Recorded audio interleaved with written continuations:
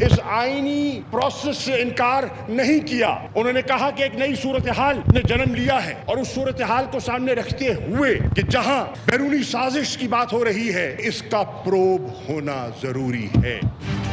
1.5 घंटा गुजर गया, कौमी असेंबली का इजलास दोबारा शुरू न हो सका। शाह महमूद कुरैशी की तकरीर के दौरान अपोजिशन के शोर शराबे पर स्पीकर ने इजलास 12:30 बजे तक मुलतवी किया। स्पीकर अपोजिशन के दरमियान मुज़ाकरात, इजलास दोबारा शुरू करने पर इत्तेफाक। शाह महमूद कुरैशी कहते हैं, तहरीक अदम एतमाद का दिफा हमारा हक और फर्ज है। आइन शिकनी पहले कभी की, ना आइंदा करेंगे। पाकिस्तान की तारीख आइन शिकनी से भरी है। जमहूरियत ही है कि आज किसी भी नजरिया ज़रूरत का सहारा नहीं ले रहे। अदलिया के फैसले को तस्लीम कर लिया, मगर सवाल है कि हमारे दोस्त अदालत क्यों गए। कौमी सलामती कमेटी साइफर देखकर इस नतीजे पर पहुंची कि मामला संगीन है। कमेटी ने इस्लामाबाद और वाशिंगटन में डिमार्च की हिदायत की।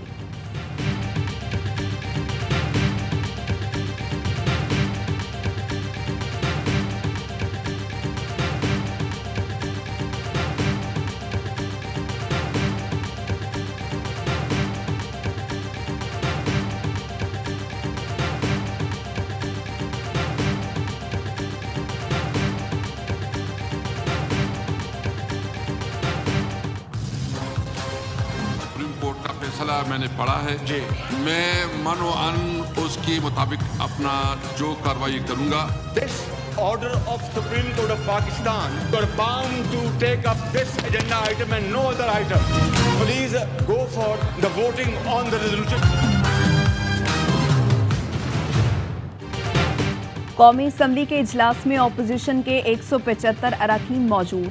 काफ लीग के तारिक बशीर चीमा और सालिक हुसैन भी अपोजिशन बेंचेस पर मौजूद।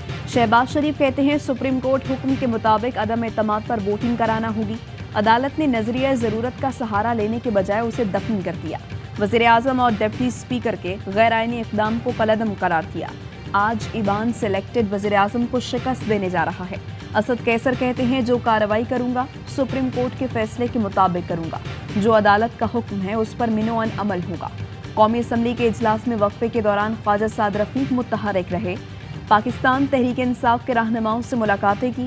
साद रफीक और फवाद चौधरी की सरगोशियों की वीडियो वायरल। शफकत महमूद भी पास खड़े रहे। असद उमर और बाबर अवान भी साद रफीक से गप्पे मारते रहे।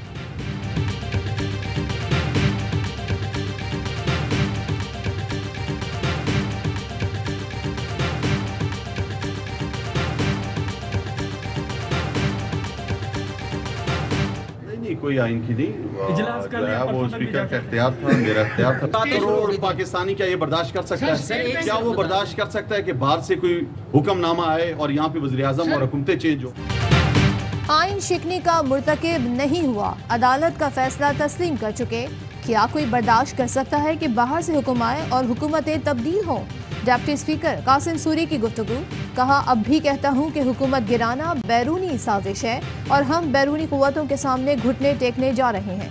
अवाम के सामने सारी बातें लाना चाहते हैं। रियासत पाकिस्तान के खिलाफ साजिश को दुनिया के सामने लाने में आइंदा भी आगे आऊँगा।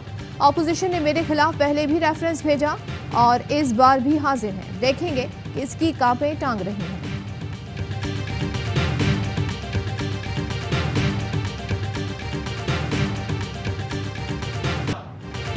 पाकिस्तान का शाहीन 3 मिसाइल का कामयाब तजर्बा।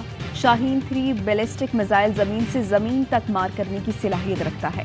ISPR के मुताबिक तजर्बे का मकसद डिजाइन में की गई तब्दीलियों का जायजा लेना था।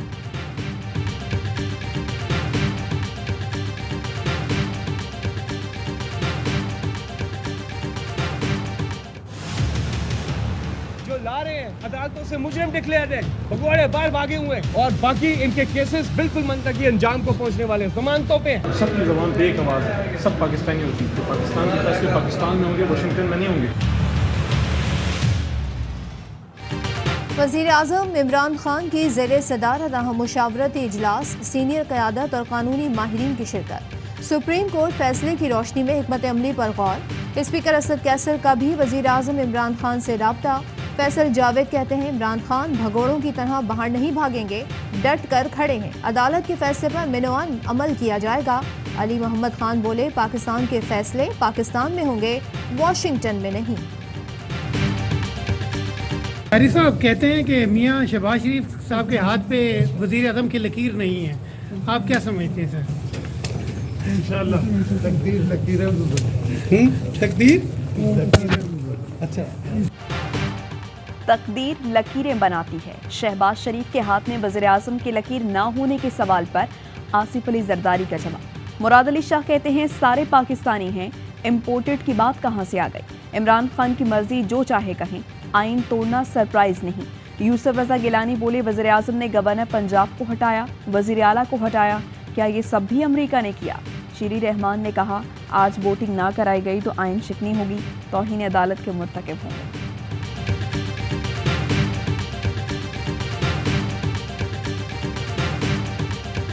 खान साहब के इलेक्ट्रल रिफॉर्म्स थे वो एक तरफा थे। हमारा ख्याल में, हमारा पार्टी का ख्याल में जो EVMs का सिलसिला है वो RTS प्लस साबित होता। जिस तरीके से ये करवाना चाह रहे हैं उस पर हमारे बहुत एतराज़ात हैं। तो ज़रूर हम ओवरसीज़ पाकिस्तानीज़ की जो वोटिंग का राइट है उसका तहफ़्फ़ुज़ करते हुए जिस तरीके से खान साहब ने किया है उसको ज़रूर रिव्यू करना पड़ेगा। इमरान खान की इंतखाबी इस्लाहात यकतरफा थीं, जिस तरह EVM पर वोटिंग कराना चाहते थे उस पर एतराज़ात हैं। ओवरसीज़ के वोट के हक का तहफ़्फ़ुज़ करेंगे। बिलावल भुट्टो का ऐलान। मुस्लिम लीग नून से इत्तेहाद से मुताल्लिक़ सवाल पर बोले जमातों के दरमियान सियासी इख्तिलाफ़ात और नज़रियात कायम रहेंगे।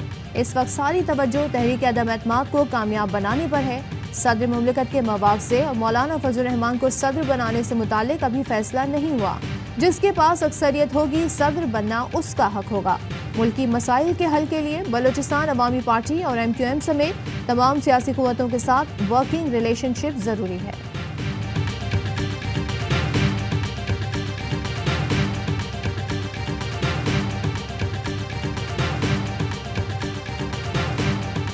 ग्यारह तारीख को फर्द जुर्म लगनी थी, छोटे की लाहौर पे लगनी थी और बड़े की मरकज पे लगनी थी। ये दोनों चीफ मिनिस्टर और प्राइम मिनिस्टर बनने जा रहे हैं। ऑपोजिशन इक्तदार की भूखी है। 11 अप्रैल को बाप बेटे पर फर्द जुर्म आयद होना थी, अब दोनों वज़ीर आज़म और वज़ीर आला बनने जा रही हैं। शेख रशीद कहते हैं शुक्र है सारी जमातें इदारों को न्यूट्रल मान रही हैं। इनकी भी राय बदली है जो इदारों को गालियां देते थे, मगर जब मुल्क की सलामती का सवाल होगा तो इदारे न्यूट्रल नहीं रह सकेंगे। पाकिस्तान की सलामती के लिए उनको बाहर निकलना होगा। मुल्क में इस्तेहकाम का वाहिद रास्ता इलेक्शन है। मुल्क के हालात तशवीशनाक हैं। बतौर वज़ीर दाखिला बता रहा हूँ, मुल्क में दहशतगर्द दाखिल हो गए हैं। मैं तो ये इम्पोर्टेड गवर्नमेंट को बिल्कुल तस्लीम नहीं करूँगा। ये इम्पोर्टेड हुकूमत जो लाने की कोशिश हो रही है, संडे इशा के बाद आपने सब ने निकलना है, पुरअमन एहतजाज करना है और मैं अब आपके साथ हूँ। वज़ीर आज़म इमरान खान का इम्पोर्टेड हुकूमत मानने से दो टोक इनकार, एहतजाज की कॉल दे दी। कौम से खिताब में कहा बैरूनी मुदाखलत से हुकूमत गिराई जा रही है। इक़्तिदार के लिए सारे चोर इकट्ठे हो गए, ये NRO 2 लेना चाहते हैं। कौम से कहता हूँ आपने गुलामी कबूल नहीं करनी, जिंदा होने का सबूत दें। इतवार को इशा के बाद पुरअमन एहतजाज के लिए निकलें, कौम के साथ निकलूंगा। ऑपोजिशन मैदान में आए, इलेक्शन लड़े, देखते हैं कौन जीतेगा। ऑपोजिशन का पहला हदफ नैब को खत्म करना है।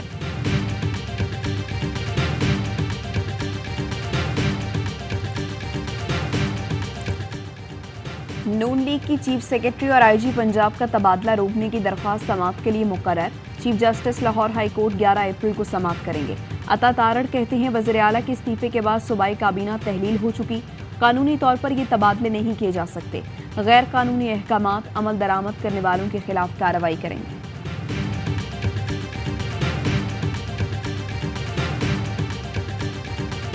और अहम केसेस की तहकीकात करने वाले director FIA Punjab zone 1 doctor Rizwan छुट्टी पर चले गए। डॉक्टर रिजवान शहबाज शरीफ, हमजा शहबाज के TT केस और शुगर स्कैंडल समेत अहम केसेस की तहकीकात कर रहे थे। शुगर स्कैंडल में शहबाज शरीफ, हमजा शहबाज और जहांगीर तरीन के नाम शामिल थे।